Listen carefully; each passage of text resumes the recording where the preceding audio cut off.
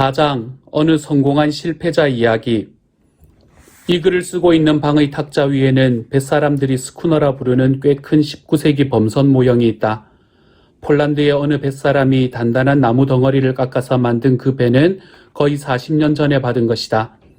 내게 그 배를 준 남자는 자신의 무너진 삶에 대해 나와 이야기를 나누고 싶다고 했다. 그는 건강도 좋지 않았고 가족들은 그에게 화가 나 있었으며 친구는 단 한 명도 없었고 취미라곤 하나도 찾아볼 수 없었다. 대체 그가 왜 나를 찾아왔을까? 그는 내가 쓴 글들을 읽고 나라면 자신을 도와줄 비결이 있을 것이라 생각하고 충동적으로 내게 전화를 걸었던 것이다. 우리는 몇 주에 걸쳐 수차례 대화를 나누었다. 한 번은 대화를 나눈 후 그가 자기 집에 있는 배 모형을 언급하면서 그 배가 내 사무실 장식에 뉴잉글랜드의 정취를 더해줄 것이라고 제안했다. 나는 배를 즐기는 사람이 아니지만 관심을 표할 수밖에 없었다. 다음번 만남에 그가 그 배를 가져왔기 때문이다. 나는 그 배를 마음에 들어했고 그 후로 그것은 내 소유가 되었다. 어느 밤 이런 꿈을 꾼 적도 있다. 그 배를 TV 골동품 쇼에 가져갔는데 모형배 전문가가 내 배는 러시아 황제의 소유품으로 시가가 54만 달러, 약 5억 8천만 원에 달한다고 한 것이다. 그 배는 내 사무실에서 눈에 잘 띄는 자리에 있었다. 내가 눈길을 주지 않는 날은 거의 없기에 볼 때마다 그 배를 선물로 준 사람에게 일어난 일을 생각하게 된다. 우리는 오래전에 연락이 끊겼다. 그렇다면 그의 삶은 왜 무너지고 있었을까? 대화를 하는 동안 그 남자가 일에 중독되어 있음이 드러났다. 자신이 운영하는 사업이 그의 종교요 애인이요 존재 이유였던 것이다. 그에게 일 중독 증상을 끄집어냈던 기억이 난다. 그는 하루에 10시간에서 12시간, 일주일에 7일을 사무실에 있었다. 집에 오면 보통 저녁 늦게 식은 밥을 개걸스럽게 먹으면서 전화로 고객을 응대했다. 텔레비전이라도 볼 시간이 있으면 가끔씩 화면을 쳐다보며 서류 가방에서 꺼낸 도표들을 손으로 넘기며 아직 노트북이 유행하지 않았던 때였다. 한꺼번에 여러 가지 일을 했다. 휴가도 없었고 버몬트의 한 호텔에서 아내와 함께 보내는 낭만적인 주말도 없었으며 동성 친구도 교회 생활이나 공동체 생활도 없는 것이 분명했다. 나는 왜 사람들이 그처럼 살고 싶어 하는지 물었고 그때 우리 대화에서 가장 많은 것이 드러나는 순간이 다가왔다. 그의 일은 어떻게 우상이 되었을까? 그는 이렇게 고백했다. 일은 항상 우상이었습니다. 내가 한 행동 중에 아버지를 기쁘게 한 것은 일뿐이었지요. 아주 기쁘시게 하지는 못했지만요. 나는 아버지는 어떤 분이셨나요? 라고 말했다. 그가 대답했다. 전 아버지를 경멸했습니다. 지금도 그렇고요. 내가 그런 격한 감정에 관해 묻자 그는 이렇게 말했다. 아버지는 인생에서 할 만한 가치가 있는 것은 일하는 것뿐이라고 믿으셨습니다. 아버지는 어머니도 피했고 친구도 없었습니다. 휴가, 놀이, 취미는 아버지에게 시간 낭비였습니다. 그러면 뭐가 남느냐고요? 일이죠. 아버지는 저를 그렇게 키우셨어요. 아버지가 하셨던 만큼 많이 일하도록 말이죠. 아버지는 제가 하는 일은 뭐든 거의 흡족해 하지 않으셨어요. 한 번만 더 들으면 1000번은 들은 말이에요. 차고를 청소하든 세차를 하든 잔디를 깎든 내가 무슨 일을 마치든 아버지는 그걸 보시고 나서 내가 실수한 부분을 지적하셨어요. 그러고는 이렇게 말씀하셨지요. 아들, 너는 실패자야. 앞으로도 항상 실패자일 거야. 믿기 힘드시겠지만 제겐 평생 매일 이 말이 들립니다. 그 사람이 죽은 지 몇 년이 지났는데도 말입니다. 얘야, 너는 실패자야. 앞으로도 항상 실패자일 거야. 시간이 다 되어 그가 말을 멈췄다. 내가 말했다. 그럼 제가 들은 내용을 정리해 볼게요. 그러니까 당신이 일찍 사무실 문을 닫으려는 마음이 들거나 야구 경기를 보러 가려는 충동이 생기거나 앉아서 저녁을 먹거나 텔레비전을 보려 하거나 아이의 축구 경기를 보러 가야 한다거나 아내와 데이트를 해야 한다고 생각하면 아버지가 뒤통수에 대고 안 돼, 실패자로 살 거야? 라고 외치는 소리가 들리신다는 말씀이죠. 네, 정확해요. 내가 듣는 게 바로 그거예요.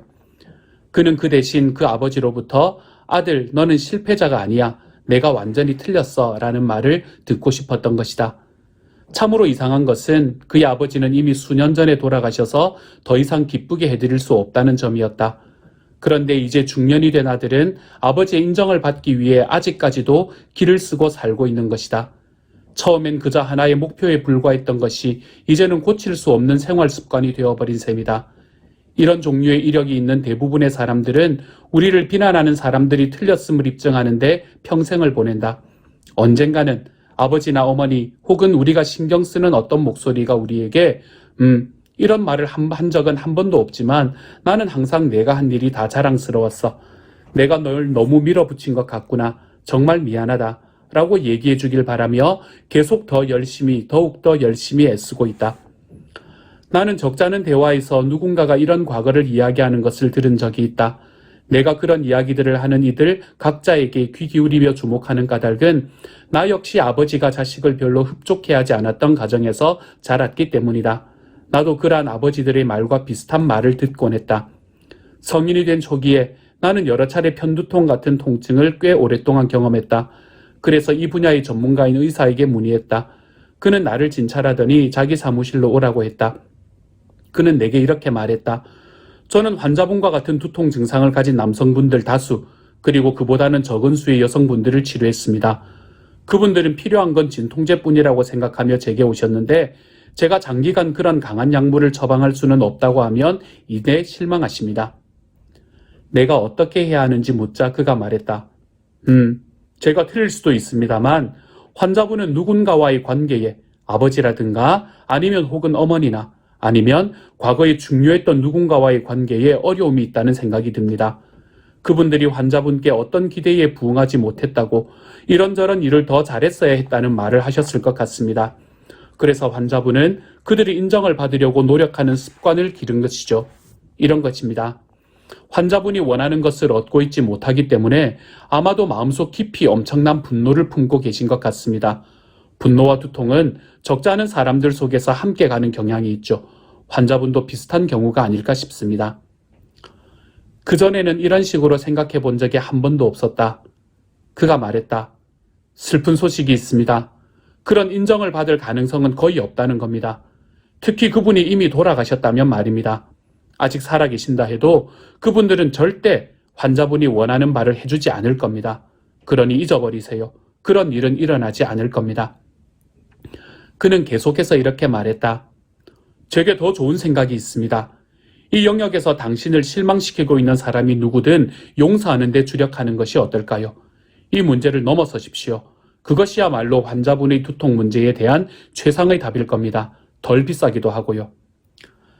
집으로 돌아오자 의사가 뭐라고 했는지 게일이 물었다. 아버지를 용서해야 한다고 하네요. 우리가 그 조언을 따라야 할까요? 라고 게일이 물었다. 나는 그래야 할 것 같다고 말했다. 그 의사와 대화를 한 후 몇 달 동안 나는 내 자신을 세심하게 관찰하려고 노력했다. 그러고 나서 그 의사가 무엇인가를 알고 있는 것 같다는 결론을 내렸다. 나는 마음 한구석에서 아버지가 한쪽에 서서 내가 이루어낸 일을 얼마나 기뻐하시는지 이야기하고 계시는 상상을 자주 한다는 사실을 깨닫게 되었다. 또 그 일은 아마 절대 일어나지 않을 것이라는 그 의사의 말이 전적으로 옳다는 것을 깨달았다. 아버지는 자신에 대해서도 기뻐하지 못하는데 어떻게 나를 기뻐하실 수 있겠는가? 어느 날 문득 불의 전차에서 에릭 리델이 여동생에게 한 말이 기억났다. 나는 뛸 때 하나님의 기쁨이 느껴져. 내가 찾고 있었던 것, 그리고 내게 모형배를 주었던 그 남자가 그토록 애타게 원했던 것을 묘사해주는 말이었다. 우리 아버지들의 기쁨. 이러한 통찰을 통해 쫓겨다니다는 단어가 내게 무엇인가를 의미하는지 깨닫게 되었다. 나는 내 아버지의 기쁨을 얻기 위해 쫓겨다니는 사람이었고 그것은 거기서 멈추지 않았다. 그것은 나처럼 권위 있는 자리에 있는 누군가, 즉 상사, 이사회에 영향력이 있는 사람, 성공한 사람, 요구가 많은 사람의 인정을 얻어야 한다는 욕구에 기반이 되었다. 나는 날마다 용서의식이라고 부를 수 있는 것을 시작했다. 매일 아침 무릎을 꿇고 기도했다. 무릎을 꿇는 과정이 내가 하려는 일의 진실성을 더해줄 것이라 생각했다. 이 순간 나는 아버지와 함께 예수님께 다가가고 있다고 상상했다. 또 다른 날에는 내가 아버지를 향한 분노를 버리기로 결단했음을, 우리 관계가 평화로워지기를 바라는 마음을 예수님께 선포했다. 나는 내 행동을 돌아보며 비결은 아버지를 용서하는 일이 매일의 체험이 되도록 하는 것임을 깨달았다. 심지어 때로는 하루에 한 번 이상 해야 했다. 한 차례 내 아버지를 용서해요 라고 말하는 것으로 절대 충분하지 않았다. 적어도 6개월 동안 날마다 아버지를 용서하고 또 용서해야 했다. 그리고 그때 이후로 가끔씩 그 과정을 반복해야 했다. 이제 혹자가 그 이야기에 신뢰성을 두고 고심할 수도 있는 말을 해야겠다. 그때 이후로 다시는 두통이 생기지 않았다. 다른 사람들도 다 똑같이 해야 한다는 생각으로 내 경험을 말하는 것이 아님을 확실히 하고 싶다. 이것은 내 이야기다. 이것은 하나님이 나를 다루시려고 택하신 방식이었다. 여기서 요점은 쫓겨다니는 습관에 주목하는 것이다. 쫓겨다니는 것은 훨씬 장기적인 관점이 필요한 중독과 비슷하다. 쫓겨다니는 증상에 민감해지니 나 자신뿐만 아니라 주변의 수많은 사람들에게서도 그 증상을 발견하기 시작했다. 어떤 형태의 삶에서든 교수, 학자, 운동선수, 정치인, 사업가, 그리고 종교 지도자들도 고위층에 있는 사람들은 아마도 쫓겨다니는 사람들이 아닌가 생각이 들었다. 대부분의 시간은 고귀한 일을 하지만 종종 최선이 아닌 이유로 그렇게 쫓겨다니는 것이 아닌가 싶기도 했다. 바로 나처럼 말이다. 왜 수많은 사람들이 쫓겨다니는 것처럼 보이는가? 내게 그 배 모형을 준 친구는 그 이유를 잘 보여주는 극단적인 신뢰다.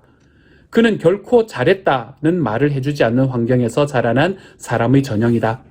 인정과 칭찬이 결핍된 환경에서 관심에 굶주린 사람들은 더 많이 일하고 성공을 상징하는 부를 더 많이 쌓거나 세상 사람들의 선망의 대상이 됨으로써 자기를 인정하지 않았던 부모와 같이 중요한 사람에게 마침내 내 아들, 내 딸아, 너는 결코 실패자가 아니야.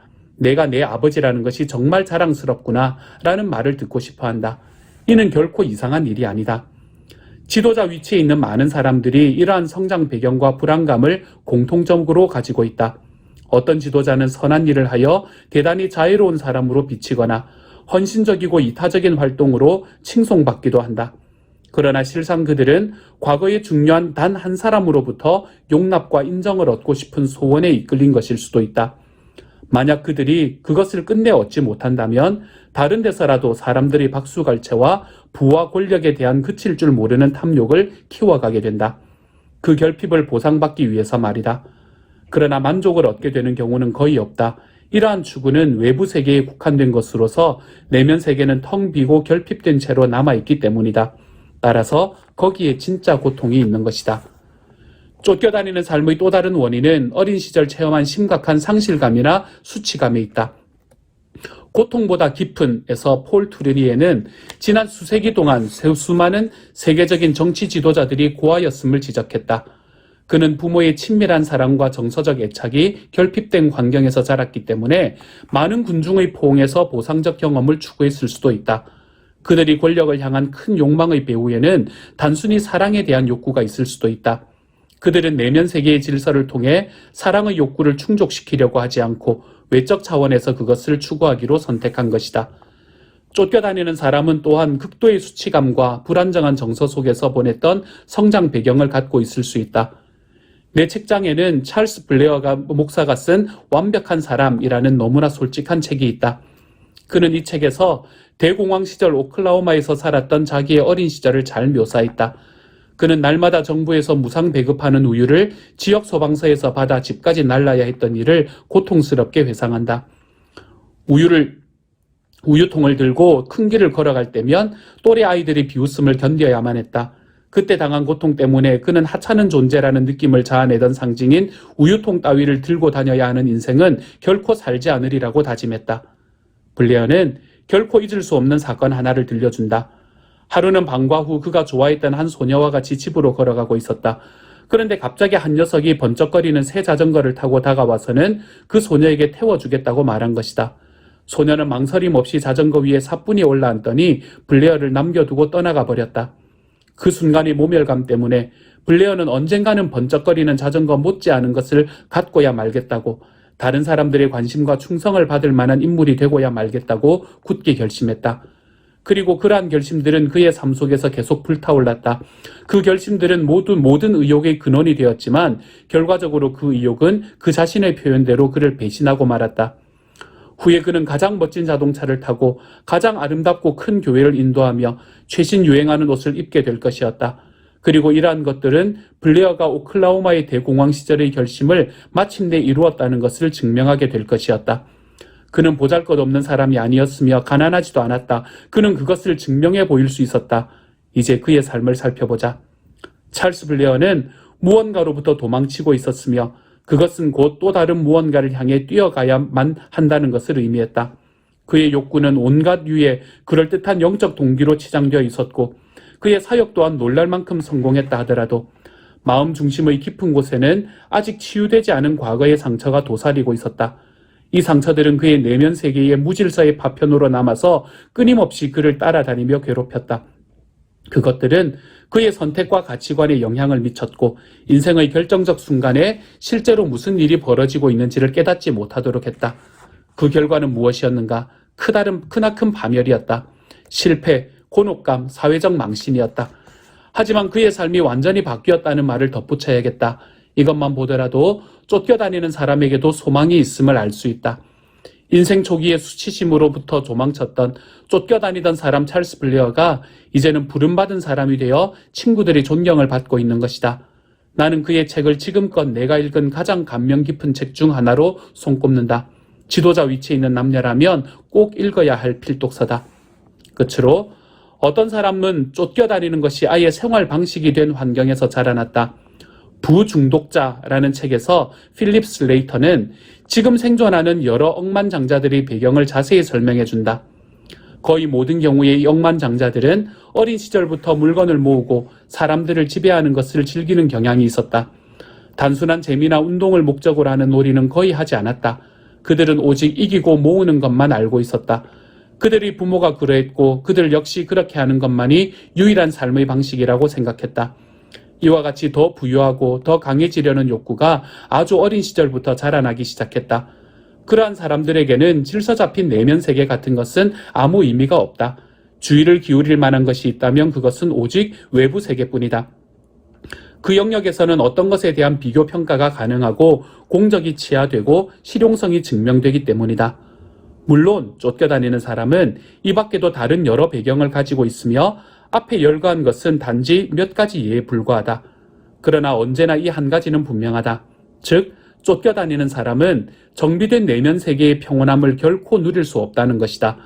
그들의 주된 목표는 모두 외형적이고 물질적이며 비교 평가가 가능한 것이다. 그 밖의 다른 모든 것들은 비현실적인 것으로 취급된다. 다른 것은 모두 의미가 없다. 다윗과의 진실한 관계보다 권력을 더욱 중요시했던 사울이 그러했듯이 그들은 자신이 추구하는 모든 것을 반드시 차지하여야 직성이 풀린다. 쫓겨다니는 사람에 대하여 말할 때 단지 극도로 경쟁적인 사업가나 전문 운동선수만 말하는 것이 아님을 분명히 해야 한다. 일 중독보다 훨씬 더 광범위한 무언가에 대하여 고찰하는 것이다. 우리 중 누구라도 스스로의 내면을 들여다본다면 이렇듯 쫓겨다니는 것이 바로 자신의 생활 방식임을 문득 발견하게 될 것이다. 탁월한 그리스도인이라는 명성을 얻기 위해 아니면 어떤 극적인 영적인 체험을 얻기 위해 또는 섬기는 사람이 되기보다는 사람들 위에 군림하는 지도자가 되기 위해 쫓겨다니고 있을지 모른다. 전업주부도 쫓겨다니는 사람일 수 있고 학생도 그럴 수 있다. 우리 중 누구라도 쫓겨다니는 사람일 가능성이 있다는 말이다. 쫓겨다니는 사람도 과연 변화될 수 있을까? 물론이다. 이러한 변화는 쫓겨다니는 사람 스스로가 자신이 부르심에 의해서가 아니라 충동에 따라 움직이고 있다는 사실을 직시하는 데서부터 시작된다. 그런 발견은 그리스도를 만나 눈부실 정도로 강력한 빛을 받는 데서 비롯된다. 12제자들도 발견했듯이 인생에서 한순간 예수님의 말씀을 듣게 되면 쫓기는 삶의 기저와 양상이 모두 폭로되고야 만다. 쫓겨다니는 삶을 해결하려면 먼저 우리 자신의 동기와 가치관을 가차없이 파헤치기 시작해야 한다. 마치 베드로가 예수님과 몇 차례 만나면서 그래야 했던 것처럼 말이다. 쫓겨다니는 삶으로부터 자유로워지고 싶은 사람은 그리스도의 말씀을 따르는 성숙한 이들의 조언과 비판에 귀 기울이는 것이 현명할 것이다. 쫓겨다니는 사람은 겸허하게 자기를 낮추고 지금까지 추구해왔던 것을 포기하는 자기 훈련의 자세를 가져야 한다. 그것들이 꼭 나빠서가 아니라 잘못된 이유로 중요시해왔기 때문이다. 그는 과거에 자기에게 마땅한 애정과 칭찬을 주지 않았던 사람을 용서해야 할 수도 있다. 이 모든 것이 진정 시작에 불과하다. 사도 바울도 그리스도인이 되기 전에는 쫓겨다니는 인물이었다. 그는 쫓기다시피 공부하고 조직에 참여하고 성취하고 방어하고 박수갈채도 받았다. 회심 직전 그의 모습은 거의 광적이었다. 바울은 막연한 목표에 끌려 쫓겨다녔다. 훗날 그는 온갖 강박 충독에 끌려다니던 당시의 생활 방식을 돌아보면서 모든 것이 내게 무익했노라고 말했다. 바울은 그리스도께서 그를 부르실 때까지 쫓겨다니던 사람이었다. 바울이 다메섹 도상에서 주님 앞에 무릎을 꿇었을 때 그는 내면 세계로부터 극적 해방감을 맛보았을 것이다. 그는 기독교를 박해하러 다메섹으로 가게 한 충동에서 벗어나 완전히 굴복한 상태로 주여 제가 어찌해야 합니까? 라고 말했다. 예수 그리스도께 매달리는 이 극적인 순간에 이른 것은 얼마나 굉장한 변화였던가. 쫓겨다니는 사람이 부름받은 사람으로 변화된 것이다. 나는 자기 아버지에 대해 나와 이야기를 나눈 그 남자에게도 이와 같은 일이 일어나기를 바랐다. 우리는 수차례의 대화를 통해 이기고 돈을 벌고 유명해지려는 그의 그칠 줄 모르는 욕망에 관한 이야기를 나누었다. 나는 몇 번이나 그가 내 말뜻을 제대로 이해하여 상당한 진전이 있었다고 생각했다. 나는 그가 삶의 중심을 외부 세계에서 내면 세계로 옮기려 한다고 믿었다. 나는 그가 자신의 내면 세계의 실패자라는 생각을 심어준 아버지에 대한 쓰라린 기억을 모두 씻고 과도한 성취욕을 내려놓고 주님 앞에 무릎 꿇는 모습을 곧 보게 되리라고 생각했다. 그 성공한 실패자가 무언가를 증명하기 위해 성공을 찾아 쫓겨다니는 사람이 아니라 그리스도께 부름받은 제자가 되기를 마음속으로 얼마나 바랐던가. 아버지를 용서해 보려고 노력해 보면 어떨까요? 나는 나에게 그 배를 준 남자에게 한 번 더 요청했다. 그는 할 수 없어요. 그건 상상할 수조차 없는 일이에요. 하고 대답했다. 그렇다면 지금 가고 있는 길을 택하시는 겁니다. 형제님의 결혼 생활, 자녀, 미래의 손자, 손녀들을 잃게 될 길이죠. 외로움, 심장마비, 버림받는 영혼을 택하겠다는 겁니까? 생각해 보겠습니다. 나는 내게 그 배를 준 남자를 다시 보지 못했다. 그러고 나서 내 차례가 왔다. 나는 아버지를 용서할 돌파구를 찾았지만 아버지는 그에게 화답하실 수 없었다. 우리의 말년은 귀를 막고 있는 듯한 침묵으로 일관되어 있었다. 아버지는 손주들을 전혀 알아보지 못하셨고 하나님의 기쁨을 알고자 하는 가족들과 함께 즐거워하실 수 없었다. 마침내 마지막 순간이 찾아왔다. 아버지를 보러 가도 되냐고 묻자 아버지는 나를 보고 싶다는 표현을 하셨다. 아버지의 병실에 갔을 때 죽음이 가까웠음을 확실히 알 수 있었다. 누구냐? 아버지가 침대에서 올려다보며 물으셨다. 나는 고든이에요. 아버지 아들이요. 라고 말했다. 왜 온 거냐? 아버지가 물으셨다. 우리가 화목한 관계임을 한 번 더 말씀드리려고 왔어요. 제가 아버지를 사랑한다는 것, 그리고 아버지가 제 아버지셔서 감사하다는 말도요. 아버지가 내게 마지막으로 하신 말씀이 뭐였을까? 내가 미안하다. 미안해. 아버지는 이틀 후에 돌아가셨다. 더 깊이 생각해보기. 1. 이 장 맨 처음에 나오는 그 배를 가지고 있던 남자의 이야기를 생각하면서 현재 당신의 태도를 형성한 과거 어린 시절의 경험들을 떠올려보라. 각각의 경험에 담긴 핵심 문제를 찾아 한 문장으로 표현해보라. 긍정적 영향을 끼친 경험들에 대해서 하나님께 감사하는 시간을 가지라. 2. 쫓겨다니는 사람의 외적 목표는 무엇인지 살펴본 뒤 당신의 삶에서 그와 유사한 목표들이 발견되는지 점검해보라. 3. 당신 주위에는 쫓겨다니는 자라고 생각되는 사람이 있는가? 그들의 근본 동기가 무엇이라고 생각하는가? 4. 이러한 동기 가운데 당신의 내면 세계를 형성한 것이 있다면 무엇인가?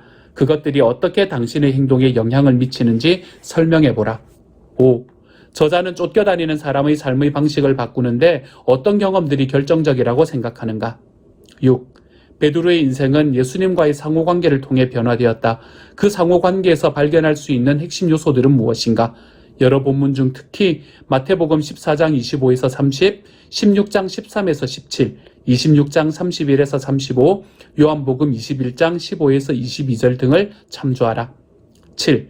삶 가운데 쫓겨다니는 경향을 없애기 위해 당신이 용서해야 할 사람은 누구인가? 용서가 당신에게 안도감을 줄 것이라고 믿는가? 결국 용서는 당신을 자유롭게 할 것이다. 이를 위해 구체적으로 어떤 행동을 취할 것인가? 8. 쫓겨다니는 사람에서 부름받은 사람으로 변화되기 위해서는 반드시 바울처럼 예수님을 직접 만나야 하는가? 그렇다면 그 이유는 무엇이며 그렇지 않다면 그 이유는 무엇이라고 생각하는가?